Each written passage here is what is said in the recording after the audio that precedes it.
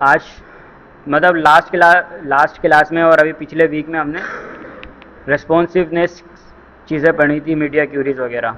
ठीक है, media curies का यूज़ करके सिर्फ हम लेआउट को ही रेस्पॉन्सिव नहीं बना सकते, और सिर्फ लेआउट से ही आपकी वेबसाइट है ना रेस्पॉन्सिव नहीं हो जाती, उसमें कुछ और भी चीज़ें होती हैं। ठीक है, उससे रिलेटेड भी, जिसमें एक मेजर चीज़ है कि CSS यूनिट। ठीक है, अब यूनिट्स क्या होते हैं? यूनिट्स अभी तक हम यूज़ करें, किसी को आइडिया है यूनिट्स क्या होते हैं?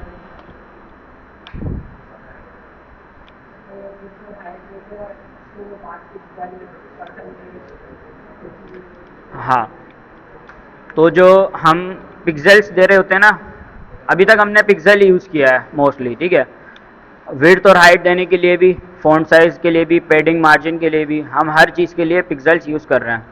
पिक्सेल्स के अलावा भी हमारे पास है ना कुछ यूनिट्स होते हैं, जैसे परसेंटेज होता है एक तो, और VH होता है, view port height, view port width. इसके अलावा EM होता है, REM होता है। अब यूनिट्स बहुत सारे हैं। ठीक है, मतलब अगर मैं अगर मैं आपको दिखाऊं MDN डॉक्स,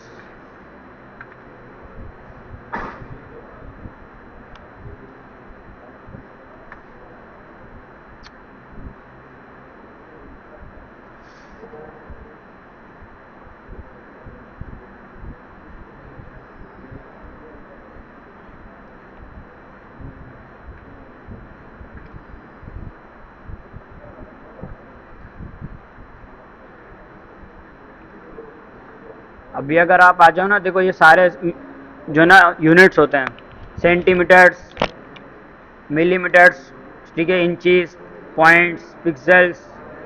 तो अब हेलो, अभी समझाया मैंने, नहीं करो शोर।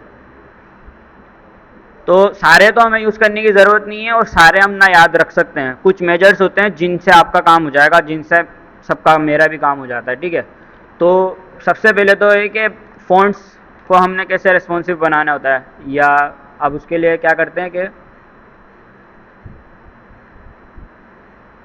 फ़ोल्डर बना लेते हैं CSS यूनिट्स के नाम से। ठीक है, और इसमें हमारी फ़ाइल बनाते हैं हमेशा की तरह एक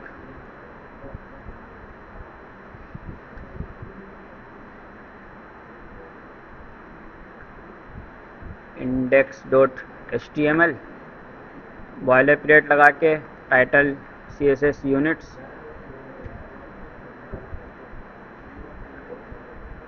या मैं लिखता हूँ P, और P में लिखता हूँ दिस इज़ माय पैराग्राफ। ठीक है,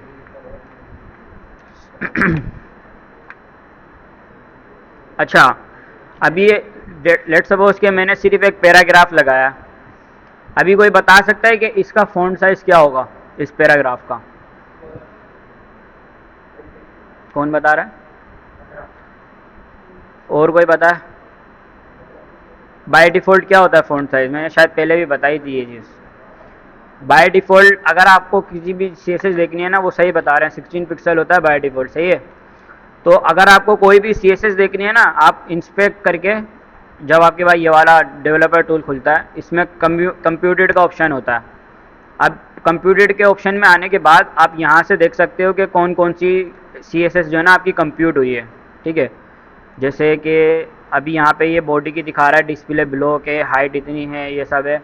अब अगर मैं यहाँ से इस पर क्लिक करूँगा ना, ये जो आपको कर्सर नज़र आ रहा है, इससे मैं क्लिक करने के बाद किसी भी एलिमेंट को सेलेक्ट कर सकता हूँ। अभी हमारे पास फ़िलहाल डोम के अंदर क्या है? पैराग्राफ है। तो सिर्फ पैराग्राफ पे अगर मैं लेके जाऊँगा, वो मुझे देखो बता भी रहा है कि ऊपर टॉप बॉटम उसको कितनी मार्जिन मिली हुई है। अब क्यों मिली हुई है मार्जिन? ये बाय डिफ़ॉल्ट है ये। ठीक है, जब हम बनाते हैं तो बाय डिफ़ॉल्ट कोई ना कोई स्पेसिंग आती है। अभी इसको कैसे रिसेट कर सकते हैं? जो हम करते हैं अपनी CSS की फ़ाइल में ऊपर। तो अगर मैं इस पैराग्राफ पे क्लिक कर दूंगा, यहाँ से सेलेक्ट करके जिस भी एलिमेंट पे जाके आप सेलेक्ट करोगे ना, वो उसकी कंप्यूटेड CSS दिखाता है आपको।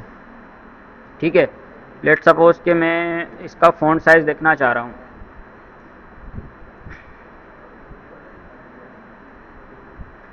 फ़ॉन्ट साइज़ क्यों नहीं दिखा रहा?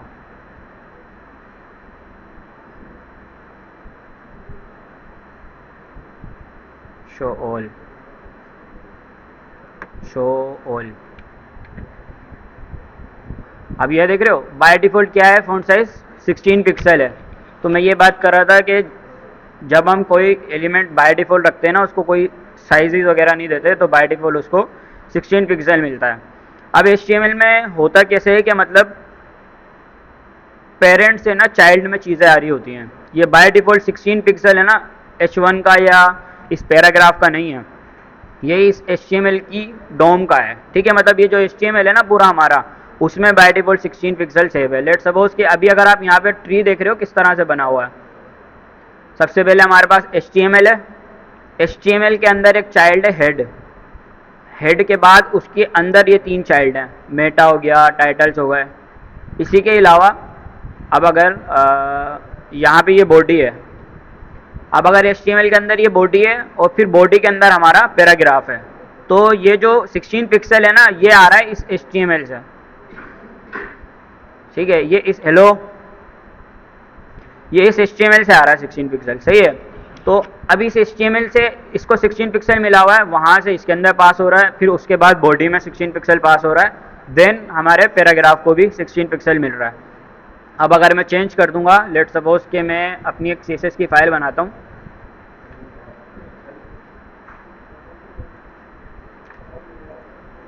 जब तक आप देते नहीं हो ना, तो वो अपने पेरेंट से इनहेरिटेंट करता है अपने उसको साइज़ को। ठीक है, सबसे पहले हम CSS इसकी हटाते हैं ताकि ये जो ऊपर स्पेस आ रही है ना वो ख़त्म हो जाए। मार्जिन 0, पेडिंग 0, तो हमारा काम हो जाएगा।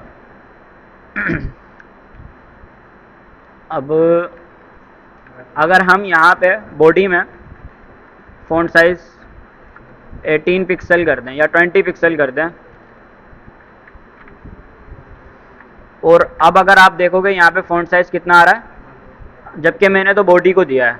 ठीक है, मैंने पैराग्राफ को फ़ॉन्ट साइज़ नहीं दिया, लेकिन मैं बताना चाह रहा हूँ कि जो पेरेंट का साइज़ होता है ना, जो पेरेंट को फ़ॉन्ट साइज़ या पेडिंग मिली हुई होती है, उसी हिसाब से हमारे पास ये नीचे भी चल रहा होता है। अब इसमें हमारे पास पिक्सल के अलावा भी ना एक एलिमेंट, एक यूनिट होता है जिसको बोलते हैं EM। ठीक है, EM का मतलब होता है कि पेरेंट से, मतलब जो उसका पैराग्राफ का या जो भी एलिमेंट है उसका जो पेरेंट होगा ना, अच्छा ये जो HTML है ना हमारे पास, ये रूट एलिमेंट होता है इसके अंदर। ठीक है, ये रूट एलिमेंट कहलाता है। अब इसका पेरेंट कौन होगा, अभी फ़िलहाल बॉडी है, लेकिन हम क्या करते हैं, एक डिव बनाते हैं। ठीक है, डिव बनाने के बाद उसके अंदर इस पैराग्राफ को रखते हैं। अब इसका पेरेंट कौन है, डिव है। तो अब अगर मैं क्या करूँगा, लेट सपोज कि मैं यहाँ पे बॉडी की जगह पे इस डिव के अंदर फ़ॉन्ट साइज़ 20 पिक्सल रख दूंगा, तो कोई भी डिफरेंस आएगा। अब अगर मैं क्लिक कर रहा हूँ तो फ़ॉन्ट साइज़ 20 है, क्यों? या अगर मैं ऊपर बॉडी के अंदर यहाँ पे फ़ॉन्ट साइज़ 24 पिक्सल कर रहा हूँ या 25 पिक्सल कर रहा हूँ, सही है, अब कोई डिफरेंस आएगा? नहीं आ रहा, क्योंकि वो ऊपर से नहीं लेता, बल्कि जो डायरेक्ट उसका पेरेंट होता है। अभी पैराग्राफ का डायरेक्ट पेरेंट कौन है, डिव है। तो जब मैंने डिव में 20 पिक्सल डिफाइन किया है, तो पैराग्राफ को बाय डिफ़ॉल्ट 20 पिक्सल मिल रहा है, भले ऊपर बॉडी में कुछ भी मिला हुआ हो, HTML में कुछ भी टेक्स्ट हो। तो इस तरह से चीज़ें चलती हैं। मैं आपको ये बताना चाह रहा हूँ कि फ़ॉन्ट साइज़ जो चलते हैं वो ऐसे चलते हैं कि अगर आपने उस एलिमेंट को, जैसे हमने इसमें पैराग्राफ को नहीं दिया हुआ टेक्स्ट, तो वो बाय डिफ़ॉल्ट अपने पेरेंट का फ़ॉन्ट साइज़ पिक करेगा। अब EM कैसे काम करता है, लेट सपोज कि मैंने 20 पिक्सल इसको डिव को दिया है। ठीक है, मैं यहाँ से बॉडी का हटा देता हूँ, यह बात आपको समझ में आ गई। मैंने 20 पिक्सल डिव को दिया है, अब मैं इस पैराग्राफ को टारगेट कर रहा हूँ और इसको फ़ॉन्ट साइज़ दे रहा हूँ 1 EM, सही है, 1 EM। अब क्या कोई डिफरेंस दिखेगा मुझे? नहीं दिख रहा। ठीक है, ये देखो अभी भी 20 पिक्सल ही है उसका पैराग्राफ। और अब अगर मैं इसको कर दूं 1 की जगह 2 PM, अब कितना हो गया? तो EM कैसे चलता है, अपने पेरेंट से, मतलब आपने पेरेंट में डिफाइन किया 20, अब उसकी अगर उसकी वैल्यू को आप 2M कर दोगे ना, तो 2M का मतलब 20 का डबल हो जाएगा, समझ रहे हो? मतलब आपने उसके पेरेंट में डिफाइन किया कि 16 पिक्सल या 14 पिक्सल, और जब आप EM में डिफाइन करोगे, EM का मतलब होता है मल्टीप्लायर उस साइज से जो कि आपने पेरेंट में रखा हुआ है। तो अब जब मैं 2m दे रहा हूँ तो वो क्या कर रहा है, मल्टीप्लाई कर रहा है अपने ऊपर वाले से। अब लेट सपोज के मैं 20 को थोड़ा कम कर देता हूँ, मैं करता हूँ 10 पिक्सल। अब बताएगा कोई कि कितना हो जाएगा, 20 पिक्सल हो जाएगा। तो EM हमारा जो यूनिट काम करता है वो इस तरह से काम करता है, अपने डायरेक्ट पेरेंट से इनहेरिटेंट होके मतलब उस साइज को यूज़ करता है जो उसके पेरेंट में डिफाइन है। लेकिन EM का मतलब होता है कि जो उसका पेरेंट का साइज है उससे मल्टीप्लाई करके वैल्यू दे दो। लेट सपोज अगर मैं इसको 3 कर दूंगा तो उसका 3 साइज गुना मतलब बड़ा हो जाएगा, 4 कर दूंगा तो ज़्यादा हो जाएगा। तो ये मतलब अभी किस तरह से रेस्पॉन्सिव में हेल्प कर सकता है वो हम आगे देखेंगे। लेकिन EM एक अच्छा यूनिट होता है अगर आप अपनी वेबसाइट्स को रेस्पॉन्सिव करना चाह रहे हो, अपनी चीज़ों को एक अलाइन में रखना चाह रहे हो। तो आप क्या कर सकते हो, 1.5 भी कर सकते हो। 1.5 से क्या होगा, 15 पिक्सल हो जाएगा, सही है। तो ये कैलकुलेशन इस तरह से चल रही होती है, क्योंकि इसका बाय डिफॉल्ट कितना था, 10 था। 1 था मतलब 10 हो गया, डॉट 5 लगाया मैंने तो 15 हो गया, ठीक है। इस तरह से ये फॉन्ट साइज चलता है। तो ये तो हो गया हमारा EM। इसी के साथ हमारे पास एक और होता है। अब अच्छा, अगर मैं इसको EM की जगह कर दूं REM, अब REM कितना हो गया, REM 24 कैसे हो गया। REM जो चलता है ना वो चलता है रूट एलिमेंट के हिसाब से, सही है। रूट एलिमेंट जो हमारा ऊपर डिफाइन होता है यहाँ पे HTML मैंने बताया आपका रूट एलिमेंट होता है। तो जैसे EM तो जो होता है वो अपने पेरेंट के मल्टीप्लायर से चलता है, लेकिन REM कैसे चलता है, हमारे रूट एलिमेंट के हिसाब से चलता है। अब अगर मैं यहाँ पे रूट एलिमेंट को कॉल करूँ जो कि हमारा है HTML, ठीक है। HTML को मैं लिखता हूँ और उसके अंदर फॉन्ट साइज में डिफाइन करता हूँ 16 पिक्सल। 16 पिक्सल किया मैंने, और इसको अभी मैं हटाना पड़ेगा, ठीक है, क्योंकि ये इसके अंदर है डायरेक्ट, तो ये इसीलिए इसका फॉन्ट साइज उठा रहा है।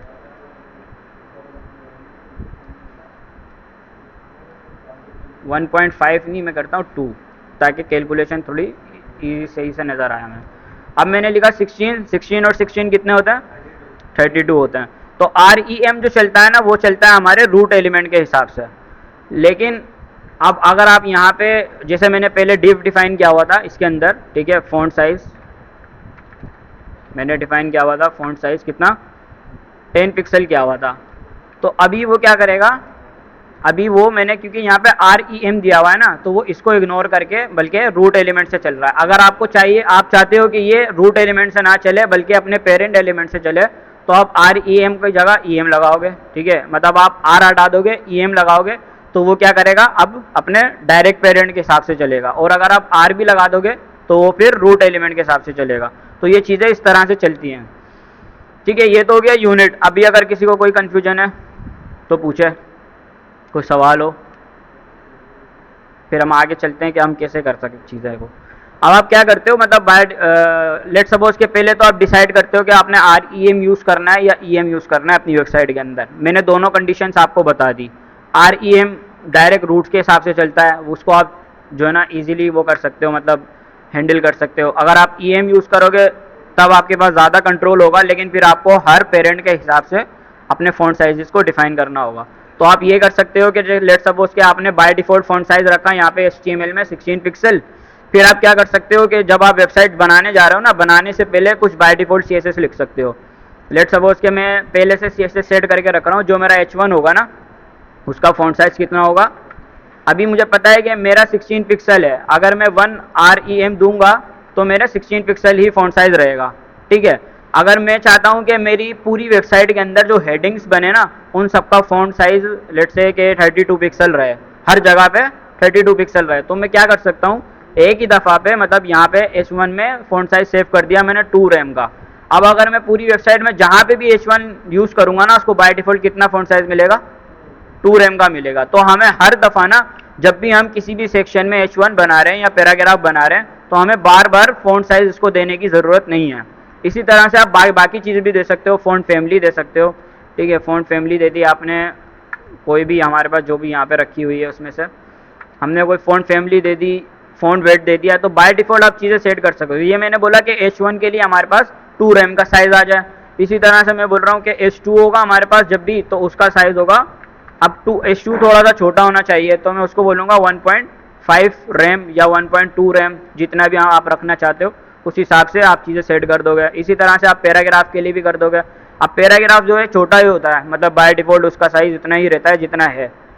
तो इन केस अगर आपको चाहिए थोड़ा सा बड़ा तो आप उसको भी डिफाइन कर सकते हो यहीं पे। लेट्स से कि मैंने कर दिया 1 और 1 REM, इसको थोड़ा सा बड़ा कर लेते हैं। अब होगा क्या कि मैं जब भी अपनी वेबसाइट में इन तीनों टैग्स को यूज़ करूँगा ना, तो बाय डिफ़ॉल्ट उनको ये फ़ॉन्ट साइज़ मिले हुए आएंगे, तो मुझे हर दफ़ा जो है ना बार बार किसी भी हेडिंग को, किसी भी पैराग्राफ को डिफाइन करने की ज़रूरत नहीं है। अब उससे फ़ायदा क्या है? पहली चीज़ कंसिस्टेंसी रहेगी आपकी पूरी वेबसाइट के अंदर, मतलब आपके जितने भी एलिमेंट्स H1 पैराग्राफ वगैरह यूज़ हो रहे होंगे उनको सबको एक ही सेम मिल रही होगी। तो ये क्या होते हैं, एक तरीके के स्टैंडर्ड होते हैं कि आपकी वेबसाइट में, मतलब जब आप बहुत उस लेवल पे जाते हो ना, तो आपकी वेबसाइट के अंदर हर चीज़ इस तरह से देखी जाती है कि आपने जो फ़ॉन्ट साइज़ डिफ़ाइन किए हुए हैं क्या वो एक ही हैं, या मतलब किसी को आपने 20 रख दिया, किसी को आपने 30 रख दिया, तो ये बैड प्रैक्टिस है। ठीक है, मतलब आप मल्टीपल साइज़ को यूज़ नहीं करोगे। आप क्या करोगे कि बाय डिफ़ॉल्ट इस तरह से फ़ॉन्ट साइज़ डिफ़ाइन कर दो और उनको बार बार यूज़ करो, तो क्या होगा, कंसिस्टेंसी रहेगी, हर जगह पे टेक्स्ट आपका एक ही साइज़ में रहेगा। अब रेस्पॉन्सिव में कैसे हेल्प करता है ये? अब रेस्पॉन्सिव के अंदर आपने क्या करना है, लेट्स सपोज कि मीडिया क्यूरी लगाई हमने और हमने जो भी अपनी मैक्स विड्थ वगैरह डिफ़ाइन की, मैं बोलता हूँ कि 480 पिक्सल। ठीक है, अब मुझे जो है ना इन सबको लिखने की ज़रूरत नहीं है। मैं क्या करूँगा, सिर्फ मैं अपने इस वाले HTML को छोटा कर सकता हूँ। मैं यहाँ पे लिखूँगा HTML। अब मुझे पता है कि 16 मैंने बाय डिफ़ॉल्ट रखा हुआ है, तो मेरा H1 जो है 32 का बन रहा है। इसी तरह से मेरा जो H2 है वो कितना समथिंग बन रहा होगा, 16 और 1.3 20 तक का कुछ बन रहा होगा ये। तो मैं क्या कर सकता हूँ, इन सबको लिखने की जगह मैं H1 HTML के अंदर फ़ॉन्ट साइज़ अपना छोटा कर सकता हूँ। मैं बोलता हूँ 12 पिक्सल मोबाइल के ऊपर हो जाए। अब मैंने 12 पिक्सल रख दिया तो मेरा H1 कितना हो गया मोबाइल की स्क्रीन पे, 24 पिक्सल। कैसे हो गया? क्योंकि HTML में 20 पिक्सल डिफाइन है, 12 पिक्सल डिफाइन है, और H1 की जो CSS है वो है 2 REM। तो क्या हो गया, उसने उसको रिफ्लेक्ट कर दिया। तो अब क्या है कि सिर्फ आपकी एक लाइन से आपकी जो है ना CSS जो है ना रेस्पॉन्सिव की तरह काम करेगी। मीन्स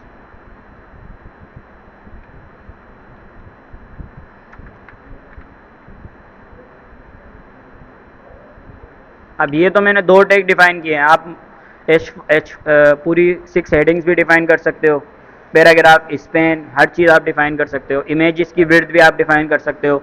लेट्स सपोज कि आपकी अभी जो हमने ब्लॉग वाली वेबसाइट बनाई थी उसमें जो ग्रिड थी उसमें सब इमेजेस के साइज़ एक ही बराबर थे। तो किसी के पास इश्यू भी आ रहा था कि कोई इमेज बड़ी थी कोई छोटी थी, तो आप क्या कर सकते हो, यहाँ पे ऊपर टॉप पे डिफाइन कर दो कि जो मेरी इमेज है, सिर्फ टैग के अलावा भी आप क्या कर सकते हो कि आप एक क्लास बना लो सिंपल। आप यहाँ पे लिख दो कि dot image dot small image कर दो। इस तरह से एक क्लास बना लो, उसके अंदर कुछ डिफाइन कर दो। आपने बोला 200 पिक्सल। अब जब जिस भी इमेज को आपको 200 पिक्सल का रखना है ना, आप सिंपली उसको ये क्लास पास कर दो, तो क्या होगा कि आपकी जितनी भी इमेजेस का साइज होगा वो 200 पिक्सल का मिल जाएगा आपको। तो इस तरह से आप बाय डिफ़ॉल्ट क्लासेस भी बना के रख सकते हो। ठीक है, फ़ॉन्ट साइजेस भी सेट कर सकते हो। ये सारी चीज़ें होती हैं हमारे पास। तो मैं लिख रहा था यहाँ पे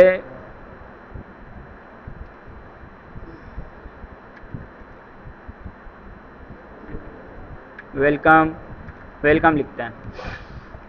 अब ये हमारा हो गया ये।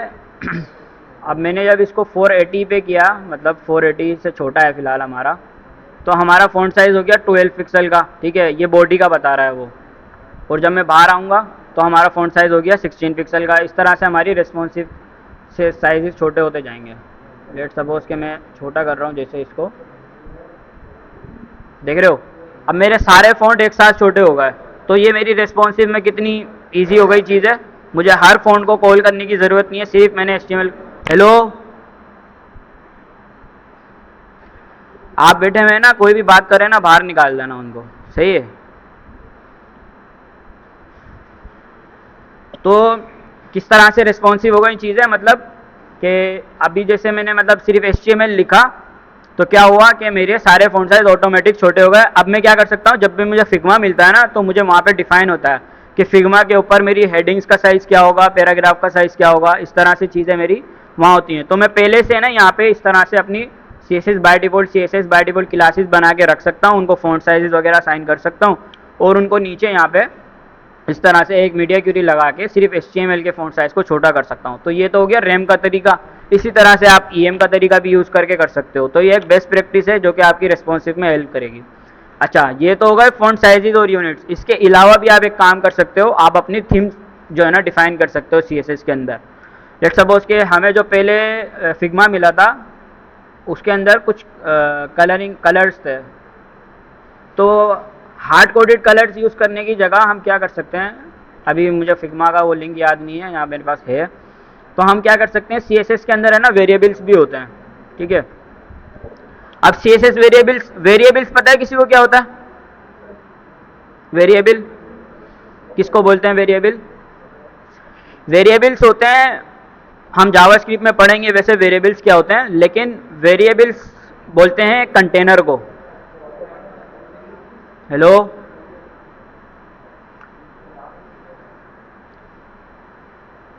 अभी मना किया है मैंने, बातें नहीं करा करो क्लास में, पहले ये सुन लो उसके बाद करते रहना जो करना है। अभी हम 10 बजे 10:15 मैं लेक्चर ख़त्म कर दूंगा, तो फिर आप अपनी जो भी प्रैक्टिस करनी है करते रहना, सही है। तो 10 या 10:15 बजे तक बैठ के इसको सुन लो ध्यान से, फिर आपकी जो मर्जी आप करना। तो मैं बता रहा था कि वेरिएबल्स क्या होते हैं। वेरिएबल्स एक तरह का कंटेनर होता है।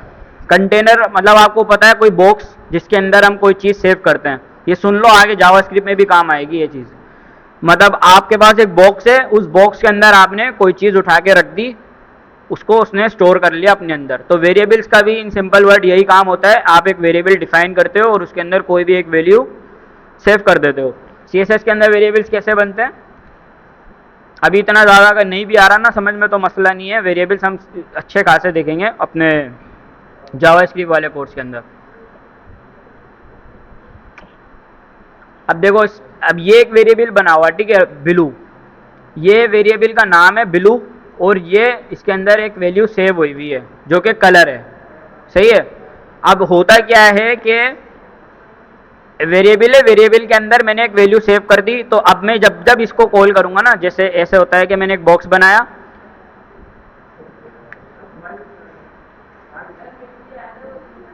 मेरे पास भी आ रहा है मैसेज, मेरे पास भी आती हैं कॉल्स, मैं निकालता हूँ क्या मोबाइल लेक्चर के दौरान?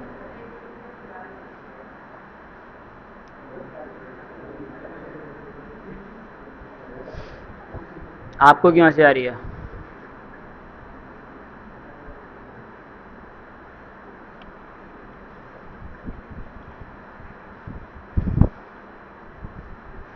ये वेरिएबल है हमारा ब्लू कलर का।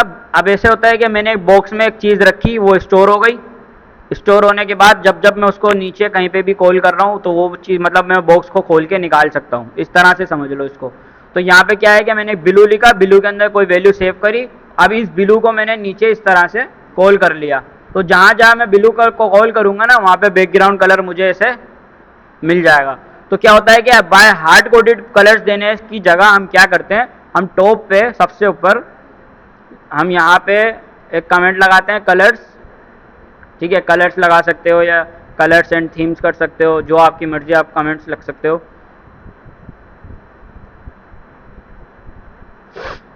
बता अब इसके अंदर आप क्या कर सकते हो, कलर डिफाइन करने के लिए देखो यहाँ लिखा हुआ रूट, रूट आपने पहले लिखना होता है, उसके अंदर आप अपने वेरिएबल्स डिफाइन करते हो। तो इस तरह से रूट लिखोगे पहले आप, रूट लिखने के बाद अब यहाँ पे लेट सपोज के मैं 3 कलर बना रहा हूँ, मैंने लिखा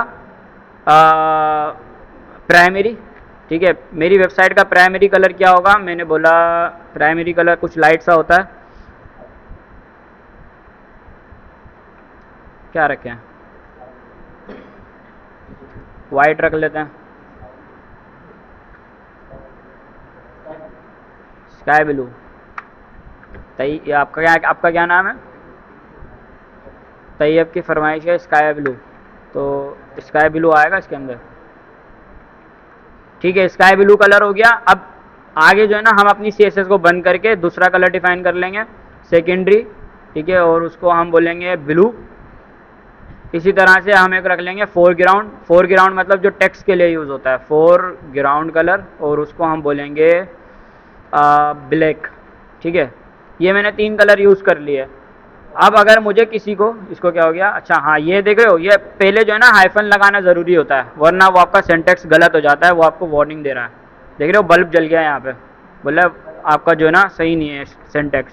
आपने लिखा फोरग्राउंड, अभी आपने ना कलर डिफाइन कर लिया है। अब इन कलर को आप क्या कर सकते हो, इन्हीं कलर को आप बार बार यूज करोगे नीचे, ना कि आप हर सेक्शन के लिए बार वहां से कोड कॉपी करके ला रहे हो। तो जब भी कोई हम वेबसाइट बनाते हैं, कोई भी हम प्रोजेक्ट बनाते हैं ना, तो हम क्या करते हैं, पहले ये वाली चीजें करते हैं। सबसे पहले हम अपनी थीम डिफाइन कर लेते हैं सीएसएस के अंदर। दूसरा काम, हम अपनी जो भी इमेजेस या जो भी एसेट्स है ना वो सब डाउनलोड करके यहाँ पे अपने एक एसेट का फोल्डर बनाते हैं और उसके अंदर वो सारी चीज़ें रखते हैं। ये मैं आपको बेस्ट प्रैक्टिस बता रहा हूँ ताकि आपकी कोड के लिए अच्छा हो, कोड प्रैक्टिस अच्छी हो, आगे जाके आप अच्छी जो है ना वेबसाइट्स बना सको। क्योंकि सिर्फ जो है ना डिज़ाइन नहीं देखा जाता, आपका कोड भी पढ़ा जाता है कि आप किस लेवल का कोड कर रहे हो। और ये वाली चीज़ है ना हर कोई बताता भी नहीं है, ठीक है। ये मुझे भी काफ़ी सालों के बाद जाके पता चली है कि इस तरह से भी कोड को क्लीन करते हैं। तो ये आपको फ़ायदा हो रहा है, 1 महीने 1.5 महीने के अंदर ये सारी जो मेरे 5 साल का जो है ना आपको एक्सपीरियंस मिल रहा है। तो ये आप चीज़ें कर सकते हो, ठीक है। ये मैंने कलर डिफाइन किया। अब मैं क्या कर सकता हूँ, मैंने यहाँ पे एक डिव बनाया था, मैं HTML के बाद, या बल्कि ये मेरी हो गई बाय डिफ़ॉल्ट CSS, इसको मैं बोल सकता हूँ डिफ़ॉल्ट CSS बोल सकता हूँ, ठीक है। जब भी मैं CSS नहीं दूंगा ना तो बाय डिफ़ॉल्ट मेरी ये वाली CSS चलेगी। ये सारी मेरी डिफ़ॉल्ट CSS हो गई। उसके बाद ये मेरी मोबाइल की CSS हो गई।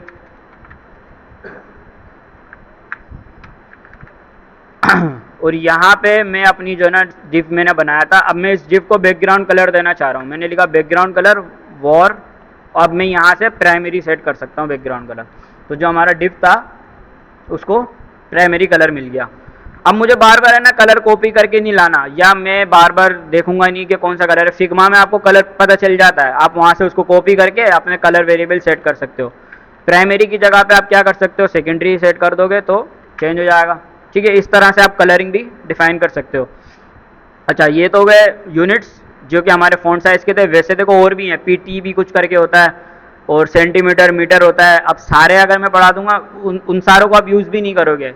90% 95% ना आप इन्हीं चीज़ों को यूज़ कर रहे होगे, रैम, EM और पिक्सल।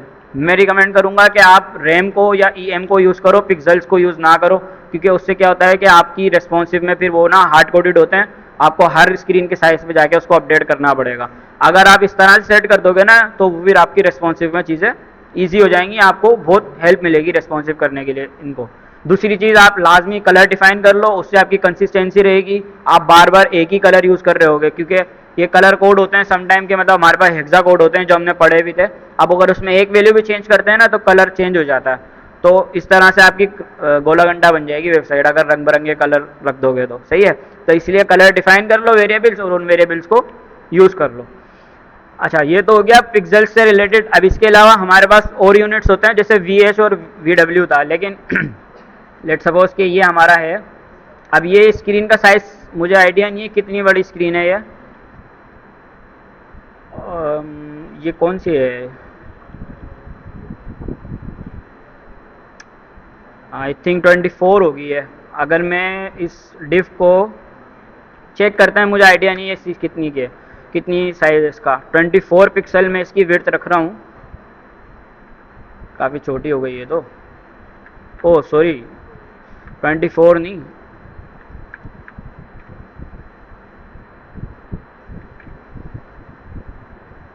बड़ी है। कितनी है स्क्रीन की साइज़, 1400 होता है एक तो, 1600 होता है, ऐसे करके चेक करना पड़ेगा हमें। इसके अलावा क्या होता है,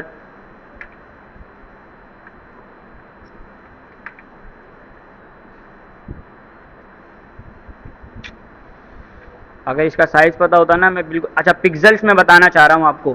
पिक्सल्स क्या होता है, मतलब स्मॉलर यूनिट है। आपने शायद डेफिनेशन पढ़ी होगी पिक्सल की भी, नहीं पढ़ी?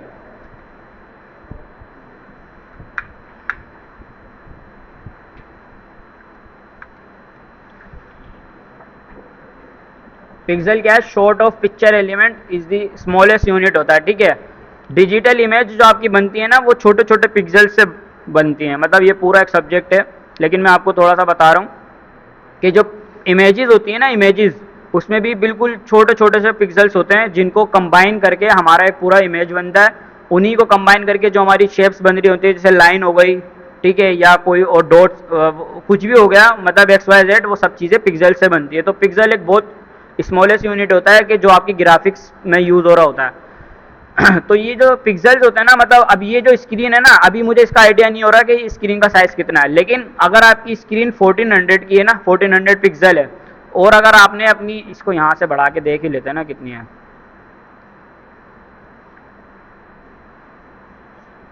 इसका रेस्पॉन्सिव बंद करते हैं और इस डिफ को सेलेक्ट करके स्टाइल में आते हैं। अभी मैंने 1800 रखा हुआ है, मैं इसको बढ़ाता हूँ यहाँ से।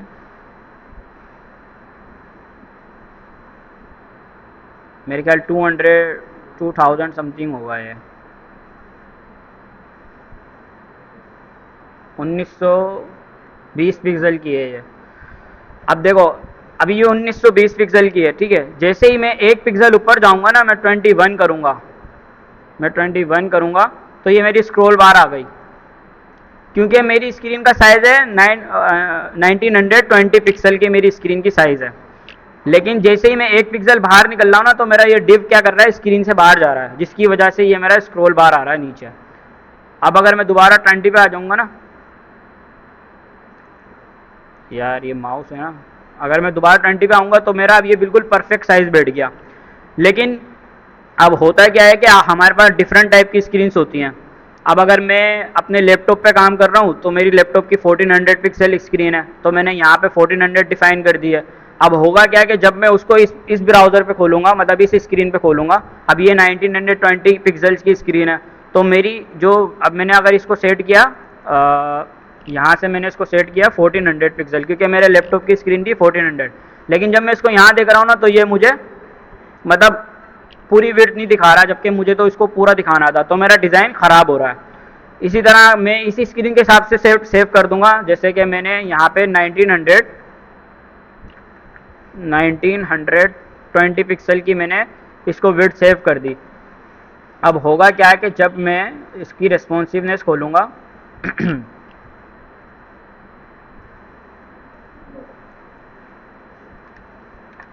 इसके अंदर नज़र नहीं आएगा। जैसे उसके अंदर टेक्स्ट होता है ना, अब वो आप अक्सर आपके पास रिस्पॉन्सिव करते वक्त नीचे जो है ना वो आ रहा होता है स्क्रॉल बार। तो उससे कैसे अवॉइड कर सकते हैं, विड्थ को आप पिक्सल्स की जगह पे आप क्या कर सकते हो, VH का यूज़ करो। VH क्या करता है कि मतलब आपकी जो व्यू पोर्ट कहलाता है बेसिकली, ये मैंने पहले भी आपको बात बताई थी, ये हमारा जो स्क्रीन का जो दिख रहा होता है ना, ये व्यू पोर्ट होता है पूरा। तो अगर आप व्यू पोर्ट को 100 VW रख दोगे, इसका मतलब होता है कि पूरी स्क्रीन ले लो। अब ये ज़रूरी नहीं है कि सिर्फ इस स्क्रीन में ले लो। व्यू पोर्ट क्या करेगा, जो भी आपके पास स्क्रीन अवेलेबल होगी, जिस भी स्क्रीन के ऊपर आपकी वेबसाइट खुल रही है ना, व्यू पोर्ट उसके हिसाब से अपनी विड्थ और हाइट एडजस्ट कर लेगा। समझ रहे हो? मतलब अगर आपने 1400 वाली पिक्सल स्क्रीन पे खोला, तो वो विड्थ और हाइट कितनी हो जाएगी, 1400 हो जाएगी। इसी तरह से अभी मैंने 1920 पे खोला है, तो इसने 1920 एडजस्ट कर ली। तो VW क्या करता है, जो भी आपके पास स्पेस अवेलेबल होता है ना, उस हिसाब से चीज़ों को अपने साथ सेट कर लेता है। अब इससे होगा क्या कि मतलब अगर आप इसके अंदर काफ़ी सारा टेक्स्ट लिख देते हैं हम, 500 समथिंग कुछ, ठीक है।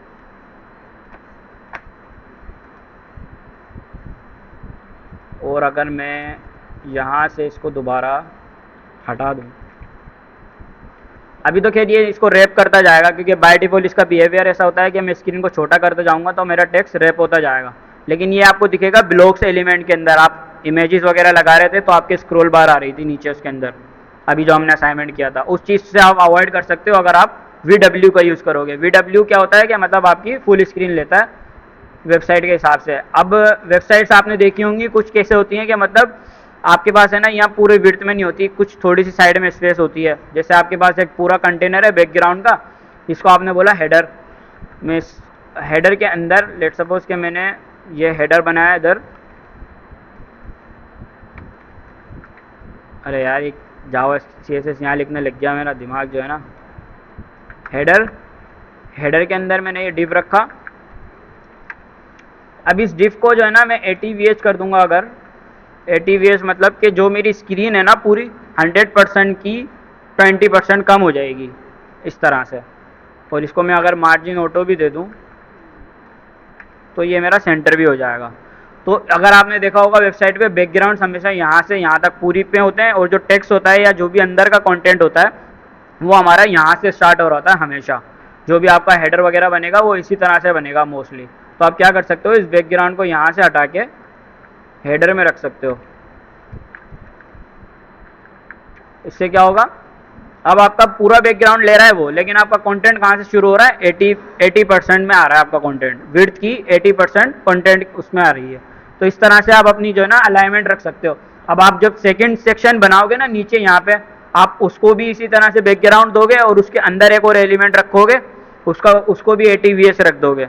अब देखो मैं बार बार 80 VH को यूज़ कर रहा हूँ, तो मैं क्या कर सकता हूँ, 80 VH को बार बार यूज़ करने की जगह पे यहाँ पे क्लास बना सकता हूँ सिंपल, विड्थ 80% के नाम से मैंने क्लास बना ली और उसके अंदर मैंने विड्थ, अच्छा ये परसेंटेज का यूज़ नहीं कर सकते, सिर्फ 80 रख लो।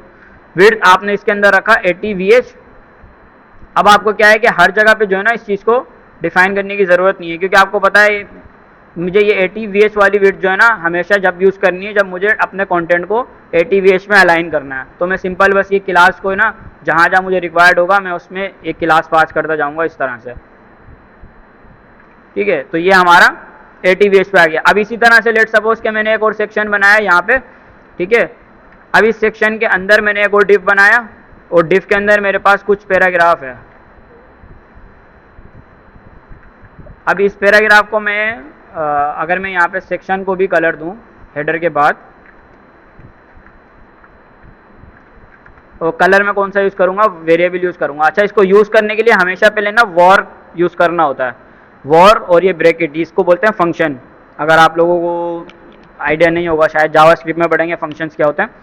फंक्शंस होते हैं, फंक्शन आप इसको पहले नाम लिखोगे वॉर, वार का मतलब आप बता रहे हो कि मैं वेरिएबल यूज़ करने वाला हूँ और उस फंक्शन के अंदर उस वेरिएबल की वैल्यू मैंने रखी, वेरिएबल की वैल्यू प्राइमरी। अब देख रहे हो इसको प्राइमरी कलर मिल गया, लेकिन मेरा टेक्स्ट यहाँ से शुरू हो रहा है, लेकिन मैं चाहता हूँ मेरी जो वेबसाइट की अलाइनमेंट है ना वो हमेशा एक साथ रहे, एक बराबर रहे।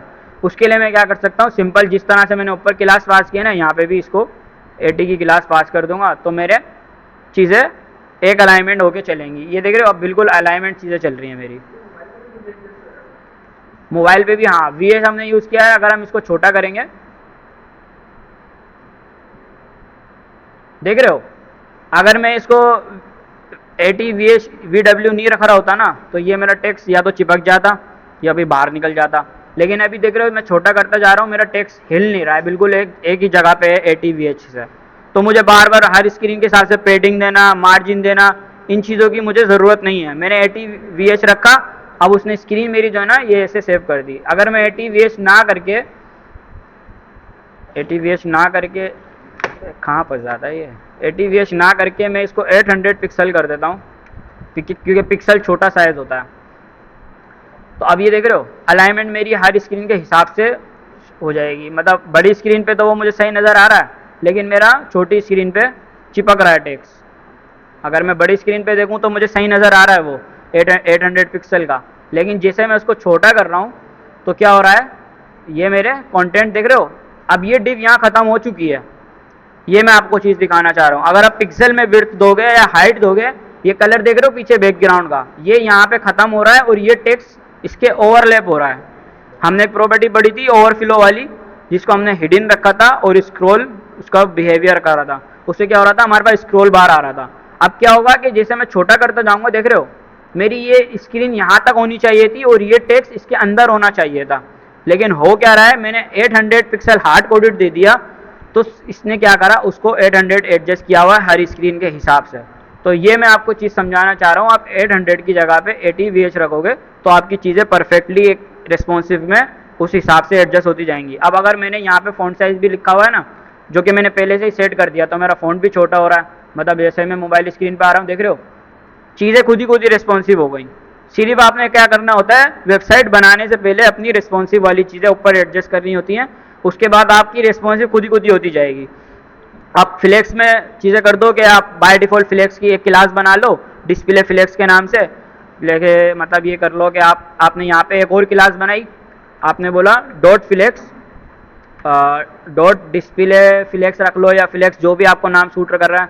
आपने इसके अंदर डिस्प्ले को फ्लेक्स किया और फ्लेक्स डायरेक्शन बाय डिफ़ॉल्ट आपकी पता है क्या होती है, रो होती है। अब आप क्या कर सकते हो, इस क्लास को यहाँ से कॉल करके इस क्लास को आप यहाँ पे लिख के, और यहाँ पे लिख दोगे फ्लेक्स डायरेक्शन, आप इसकी चेंज कर दोगे, क्योंकि आपको पता है मोबाइल के लिए हमें कौन सी डायरेक्शन चाहिए होती है, कॉलम वाली। मैंने एक ही दफ़ा डिफाइन कर दिया, जहाँ जहाँ भी मैं इस क्लास को यूज़ करता जाऊँगा ना, क्या होगा कि मतलब मेरी ऑटोमेटिक चीज़ें रिस्पॉन्सिव के हिसाब से होती जाएंगी। लेट्स, जैसे कि मैंने अब यहाँ पे इस सेक्शन के अंदर इस पैराग्राफ के बाद एक एक डिव बनाया, और डिव के अंदर मैंने 4 डिव बनाए जो कि मेरे बॉक्स थे, ठीक है, बॉक्स 1। अब इसके अंदर आपकी इमेजेस हो सकती हैं, कोई कार्ड हो सकता है, कोई कंटेंट हो सकता है, कुछ भी XYZ हो सकता है आपका। आपने बॉक्स 4 लिखा। अभी आपके कुछ इस तरह से आ रहे हैं, आपने इसको ये वाली क्लास असाइन कर दी, डिस्प्ले फ्लेक्स वाली। अच्छा, अभी हम मोबाइल स्क्रीन पे हैं, समझ रहे हो, हम मोबाइल स्क्रीन पे हैं, इसलिए वो कॉलम वाली डायरेक्शन में दे रहा है। अब मैं इसको मजीद डिज़ाइन नहीं करना चाह रहा, पेडिंग वगैरह हर चीज़ लगा के, लेकिन आप जैसे ही मोबाइल स्क्रीन से बाहर जाओगे तो ये ऑटोमेटिक हमारा जो है रो में आ गया।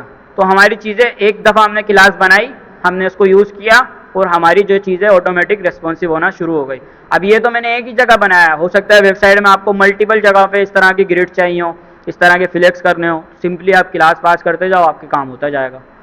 सही है, तो इस तरह से आप अपनी रिस्पॉन्सिवनेस कर सकते हो। अच्छा, ये तो खैर हम दूसरी जगह चले गए। मैं बता रहा था कि व्यू पोर्ट और व्यू हाइट क्या होता है। व्यू पोर्ट आपने देख लिया कैसे काम करता है। व्यू पोर्ट क्या करता है कि आपने व्यू पोर्ट 80 रख दिया ना, तो किसी भी स्क्रीन पे आप खोलोगे, आपको हमेशा आपका व्यू पोर्ट इसी तरह का नजर आएगा। आपके टेक्स्ट के साइडों में 20% का गैप होगा। सही है। दूसरी चीज़ हो गई हमारी व्यू हाइट। व्यू हाइट मैंने बताया था कि व्यू हाइट जो होता है ना, वो हमारा जिस तरह से VW पूरी लेता है, वी हाइट हमारा इस तरह से ये पूरी लेता है। अब अगर मैं इस डिव को, अच्छा, आप मल्टीपल क्लास भी दे सकते हो, ज़रूरी नहीं है कि आप एक ही जगह पे एक ही क्लास यूज़ करोगे। मैं इस पैराग्राफ को देता हूँ, मैं इसको बोलता हूँ पैरा मैंने इसको नाम दिया, आप कुछ भी दे सकते हो। और मैंने इसको यहाँ पे डॉट पैरा करा, और इसके अंदर मैंने हाइट डिफाइन की 300 पिक्सल की। ठीक है, अब ये 300 पिक्सल है, लेकिन मेरा कंटेंट यहाँ ख़त्म हो रहा है। मैं इस डिव को हटा देता हूँ, नीचे वाले को, या कमेंट कर देता हूँ। अब ये मेरा पैराग्राफ भले यहाँ ख़त्म हो गया, लेकिन मेरी हाइट क्योंकि मैंने 300 रखी है, तो इसीलिए वो क्या कर रहा है, पूरी ले रहा है। 300 के अंदर होता क्या है कि ये मेरी हार्ड कोडेड हाइट है, क्योंकि मैंने पिक्सल यूनिट यूज़ किया है। हार्ड कोडेड का मतलब है कि कुछ भी हो जाए आपने इतनी ही चीज़ रखनी है, तो 300 ही रहेगी आपकी। कोई भी स्क्रीन हो जाए, कुछ भी हो जाए, आपकी जो हाइट रहेगी वो 300 रहेगी। अगर मैं इसी के अंदर मजीद मेरे पास टेक्स्ट आ जाए, अब मैंने बहुत सारे टेक्स्ट कर दिया, आप देख रहे हो यहाँ पे हाइट खत्म हो गई, लेकिन ये मेरी टेक्स्ट बाहर निकल रहा है। तो इस चीज़ को भी आप क्या कर सकते हो, व्यू पोर्ट या व्यू डब्ल्यू यूज़ कर सकते हो। लेकिन हाइट के लिए हमारे पास एक और प्रॉपर्टी होती है, मिन हाइट मैक्स हाइट, जो हम पहले भी देख चुके हैं। आप बताते हो कि आपको मैक्सिमम हाइट कितनी चाहिए, मैक्सिमम कितनी चाहिए विड्थ, वो पता है ना, या बताना है वो भी पहले डिस्कस किया था वैसे हमने। अच्छा, व्यू हाइट से तो क्या होता है कि अगर मैं इसको पहले ये व्यू हाइट का बताता हूँ। अभी हमने पिक्सल किया है, अगर मैं इसको 300 VH कर दूं तो क्या होगा, 300 VH, कोई बता सकता है? पूरी स्क्रीन से भी बाहर चला जाएगा, देख रहे हो इतना बड़ा स्क्रॉल आ गया, क्योंकि वो उसने ये जो हमारा व्यू पोर्ट है ना, इसको 3 दफ़ा डिवाइड कर दिया, मतलब 3 दफ़ा मल्टीप्लाई कर दिया, 100 VH 100 VH 100 VH, तो ये हो गया हमारा 300 VH। तो आप क्या कर सकते हो कि आप सिंपल इसको जो है ना 100 VH का रख दो, तो आपको स्क्रीन के हिसाब से मिलेगा। अभी भी थोड़ा सा बड़ा है, कोई बता सकता है क्यों? ऊपर की भी स्पेस आ रही है ना, इस वजह से। फिर ये चीज़ें फिर बाद में बताऊंगा कि मैं आप इसको कैसे एडजस्ट कर सकते हो, या बता दूं। इसके लिए आप क्या कर सकते हो, फंक्शन होता है, फंक्शन मैंने बताया अभी। फंक्शन का वैसे डेफिनेशन क्या है? फंक्शन की डेफिनेशन होती है कि कोई ब्लॉक ऑफ कोड जो आप एक दफ़ा डिफाइन कर दो, उसको बाद जब भी कॉल करोगे वो कोड चल जाएगा आपका। जावास्क्रिप्ट में अच्छी तरह डिटेल में देखेंगे, फिलहाल आप याद कर लो, कैल नाम का एक फंक्शन होता है, CALC, उसके अंदर आप 100 VH लिखोगे। 100 VH के बाद अब यहाँ पे, अब मुझे पता है कि ये मेरी 100 VH की स्क्रीन होती है, सही है, लेकिन इस स्क्रीन में ये ऊपर एक बॉक्स बना हुआ है।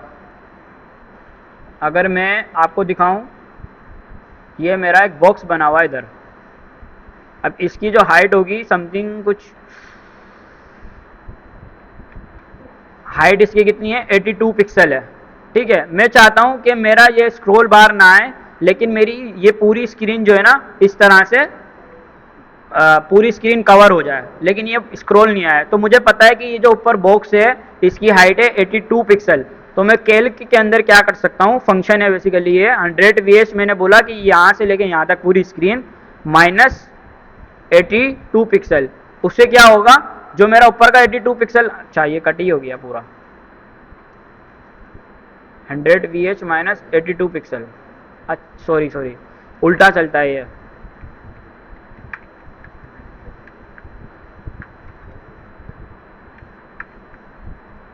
फंक्शन ही नहीं चल रहा।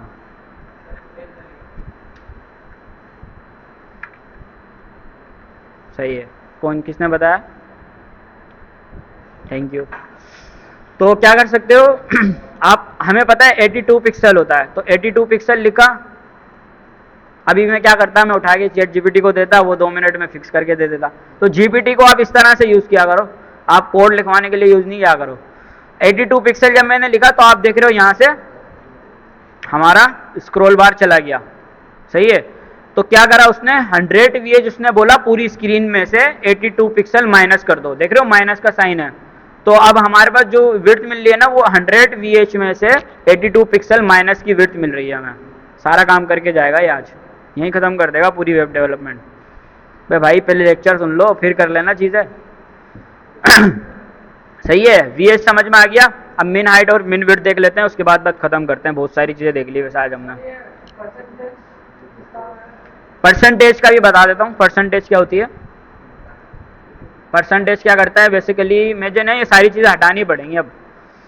अच्छा अब देखो ये हमारे पास एक डिव है, नहीं ये एक सेक्शन है, ठीक है। अब इस सेक्शन को मैं यहाँ पे कॉल कर रहा हूँ, इस सेक्शन को मैंने कॉल किया हुआ है, ठीक है। मैं इस सेक्शन के अंदर विड्थ रख रहा हूँ 100 VW की। अब आपको पता है 100 VW की विड्थ कितनी होती है, पूरी होती है। अब मैंने 100 VH, अब मुझे पता है इस सेक्शन के अंदर ये मेरा डिव रखा हुआ है। अगर मैं इस डिव को विड्थ दे दूंगा 50%, 50% क्या करता है, अपने ऊपर वाले, इसको हमें कलर भी देना पड़ेगा। अब क्योंकि मैंने इसको क्या करा हुआ है, ये सारा हटाना पड़ेगा, फिर समझ में आएगी। हम एक काम करते हैं, इन चीज़ों को छोड़ते हैं, यहाँ पे एक नया सेक्शन बना लेते हैं, ठीक है। सेक्शन, इसको हमने आईडी दी sec2, ठीक है। उसके अंदर एक डिव दिया और उसमें रखा हमने box2। अब मैं यहाँ पे इस सेक्शन को कॉल कर रहा हूँ,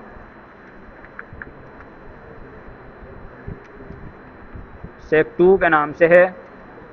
इसको बैकग्राउंड कलर देते हैं ताकि थोड़ा नज़र आए, रेड।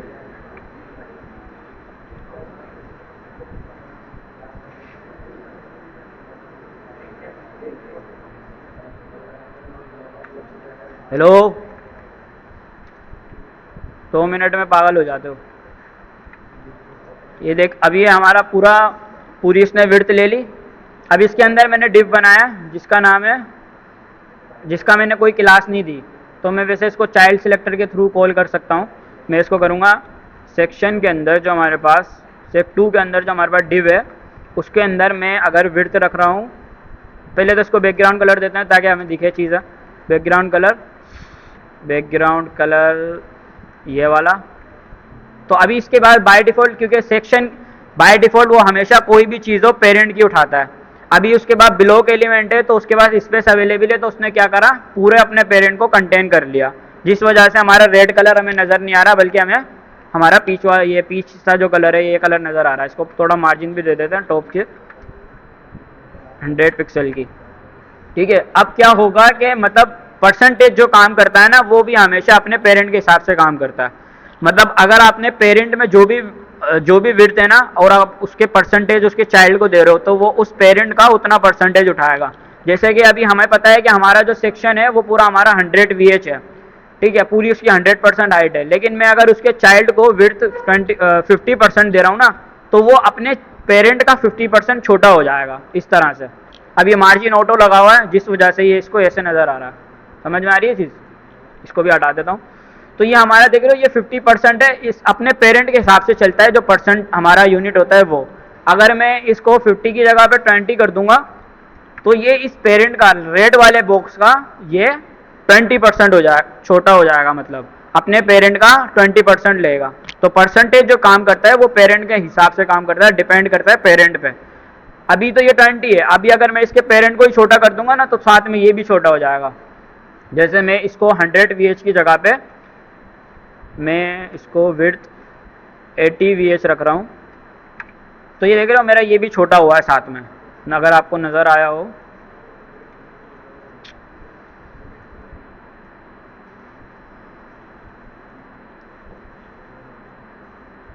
अभी देख रहे हो ये मैं यहाँ पे देखना, ये बॉक्स भी छोटा होगा, ये बॉक्स भी छोटा होगा, तो वो अपने पेरेंट के हिसाब से छोटा होता है। मैंने किया 70, तो मेरा ये वाला बॉक्स भी छोटा होगा, वो वाला बॉक्स भी छोटा होगा। तो परसेंटेज हम जब यूज़ करते हैं जब हमें पता होता है कि ये चाइल्ड इस पेरेंट के हिसाब से छोटा होना चाहिए। तो ये भी रिस्पॉन्सिव में आप ऐसे यूज़ कर सकते हो कि आप अपने पेरेंट को छोटा कर रहे हो, बाय डिफ़ॉल्ट उसकी जो चाइल्ड्स है ना वो भी छोटे होते हुए जाएँ। तो परसेंटेज कैसे काम करता है, अपने पेरेंट पर डिपेंडेंट होकर काम करता है, जिस तरह से EM काम करता है। ठीक है, ये हो गया। और इसके अलावा मैक्स विड्थ और मैक्स हाइट का मैंने बताया था कि आप क्या कर सकते हो, इसी को चीज़ को यूज़ करते हैं। आप इसको मैक्स हाइट और मैक्स विड्थ बता सकते हो। आप इसको बोलते हो, अगर आपने बाय डिफ़ॉल्ट विड्थ रख दी, इसको हटा देते हैं, बाय डिफ़ॉल्ट ये 100 ही लेवल है। अगर आपने विड्थ रख दी इसकी लेट सपोज हमने कितनी रखी थी, 500 पिक्सल हमने रखी थी, ये इसकी विड्थ है इतनी, 500 पिक्सल इतनी आती है सम, ठीक है।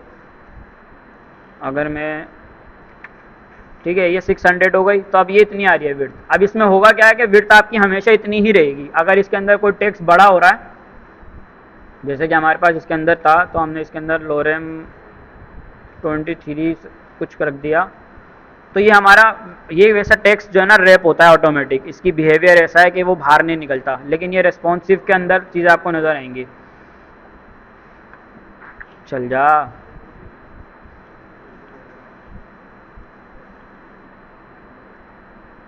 अब देख रहे हो ये ऊपर वाला बॉक्स देखो और ये वाला बॉक्स देखो। तो अब होगा क्या कि मतलब अगर आप मैक्स विड्थ और मिन विड्थ बताते हो, आप इसको बोलते हो कि अब आपको पता है मोबाइल स्क्रीन पे जो है ना आपकी विड्थ छोटी होनी चाहिए, तो आप मैक्सिमम विड्थ और मैक्सिमम हाइट डिफाइन कर सकते हो। जैसे कि अभी तो अगर मैं इसको 600 दूंगा ना तो ये 600 ही रहेगा, चाहे इसके अंदर टेक्स्ट कम हो या टेक्स्ट ज़्यादा हो। जैसे कि अगर मैं इसको हटा देता हूँ, सिर्फ इतना रखता हूँ, अभी भी मेरी ये जो है ना इतनी रहेगी। लेकिन मैं चाहता हूँ कि मेरे टेक्स्ट के हिसाब से बैकग्राउंड कलर आए, तो उसके लिए ना आप मैक्स विड्थ और मैक्स हाइट का यूज़ करते हो। आप इसको बोलते हो कि मैक्सिमम मेरी विड्थ जो है ना 600 हो जाए, लेकिन बाय डिफ़ॉल्ट मेरी विड्थ ऑटो भी कर सकते हो। ऑटो क्या करेगा, अभी तो ब्लॉक एलिमेंट है तो वो जितनी स्पेस मिलती जाएगी उतनी स्पेस लेता हुआ जाएगा। इसको ज़्यादा अच्छे से हम पैराग्राफ के लिए देख सकते हैं। लेकिन मैक्स विड्थ और मिन विड्थ का फ़र्क ये होता है कि आप बताते हो कि मैक्स विड्थ जो है ना कितनी ज़्यादा आपकी मैक्सिमम विड्थ जा सकती है और मिन विड्थ आपकी कितनी मैक्सिमम कम हो सकती है। सही है। इसी तरह से हाइट का होता है, आपने एक हाइट डिफाइन की, जैसे कि मैंने इसकी हाइट डिफाइन की है यहाँ पे, इस डिफ की मैंने मैक्स हाइट रखी है, मैक्स हाइट आपने रख दी 400 पिक्सल की। ये रेड कलर हटा देता हूँ। 400 पिक्सल की आपने हाइट रख दी। हाइट रखने के बाद अब अगर आप इसके अंदर टेक्स्ट बढ़ाओगे ना, लोरेम कुछ करोगे और ज़्यादा बड़ा करते हैं, तो आपकी हाइट यहाँ पे ख़त्म हो गई, लेकिन आपका टेक्स्ट ओवरलैप हो रहा है। क्यों? क्योंकि मैंने इसको बोला मैक्सिमम जो मेरी हाइट होगी ना वो सिर्फ 600 पिक्सल की होगी। इससे ज़्यादा अगर मेरी हाइट को टेक्स्ट आ रहा है ना तो वो फिर ओवरफिल हो जाएगा, मतलब अपने उससे कंटेनर से बाहर निकल जाएगा। तो इस तरह से आप अपनी जो है ना मैक्सिमम हाइट और मैक्सिमम विड्थ को सेट कर सकते हो। अब अगर मिनिमम विड्थ रखोगे इधर, तो मिनिमम विड्थ में कम से कम विड्थ कितनी होगी वो बताते हो आप। जैसे कि मैंने मिन विड्थ रख दिया, मैक्स की जगह पे मिन विड्थ कर दिया। मिन विड्थ से होगा क्या कि मतलब अगर आपका टेक्स्ट कम भी हो रहा है ना, आपका टेक्स्ट इतना सा भी है ना, तब भी आपके बॉक्स की हाइट हमेशा इतनी ही रहेगी, भले उसके अंदर कंटेंट हो या ना हो, लेकिन आपका बॉक्स हमेशा इतना बड़ा ही रहेगा, क्योंकि आपने मिन विड्थ कितनी डिफाइन की है, सॉरी मेन हाइट कितनी डिफाइन की है 600। तो अगर उसके अंदर कॉन्टेंट हो या ना हो वो बाय डिफ़ॉल्ट हमेशा 600 पिक्सल की ही हाइट लेगा। ठीक है, और कोई सवाल है? ये सारे यूनिट्स इतने मतलब हैं कि इससे आपका काम हो जाएगा। मज़ीद अगर आपको देखना है ना तो आप और भी स्टडी कर सकते हो। MDN के नाम से ये वेबसाइट है, ठीक है, developer.mozilla.org। इसके ऊपर आपको बेहतरीन जो है ना डॉक्यूमेंटेशन मिलेगी वेब डेवलपमेंट की किसी भी टेक्नोलॉजी के हिसाब से। ये देख सकते हो या W3 स्कूल को भी देख सकते हो, ठीक है। लेकिन मैं बताना चाह रहा हूँ कि इतने यूनिट्स जो हमने आज ही देखे ना, ये सारों से आपका काम हो जाएगा, रेस्पॉन्सिव भी हो जाएगी आपकी साइट, आपकी वेबसाइट्स अच्छे से अच्छी बन भी जाएंगी। तो अब अगली जो वेबसाइट्स है ना उसके अंदर जो है ना थोड़ा अच्छा काम करके आना, ज़रा पॉलिशिंग वाला। समझे? कोई सवाल है?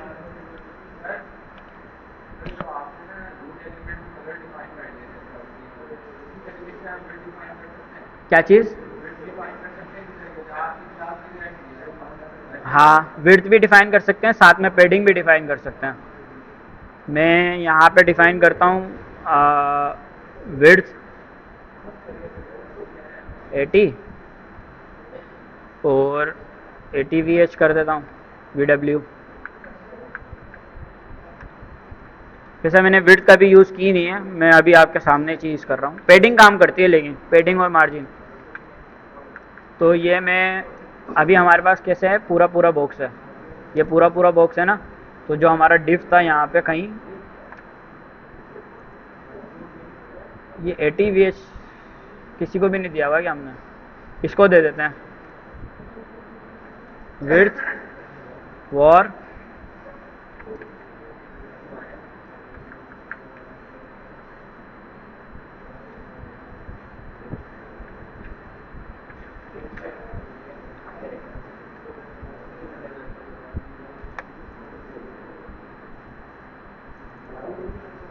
सेक 2 के अंदर जो डिव है मैं उसको कॉल कर रहा हूँ।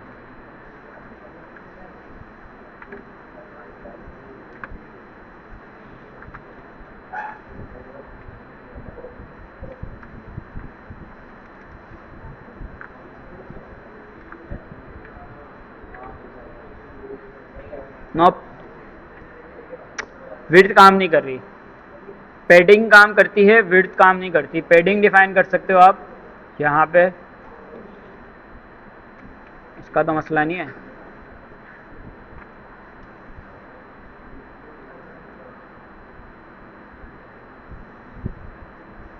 जैसे कोड इतना सारा हो गया, क्या ही समझ में आएगा ये अभी आपको। इसकी जगह पे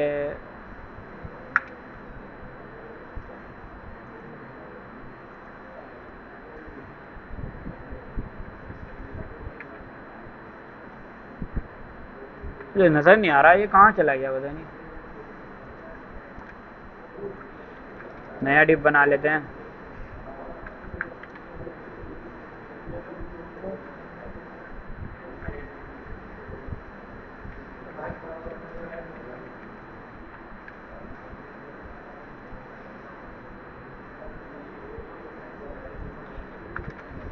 dot last width background colour aqua width हमारी वॉर विड्थ 80।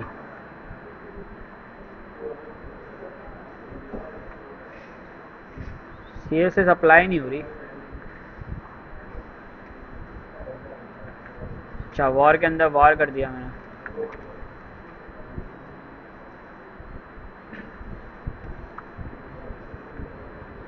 कर रही है काम।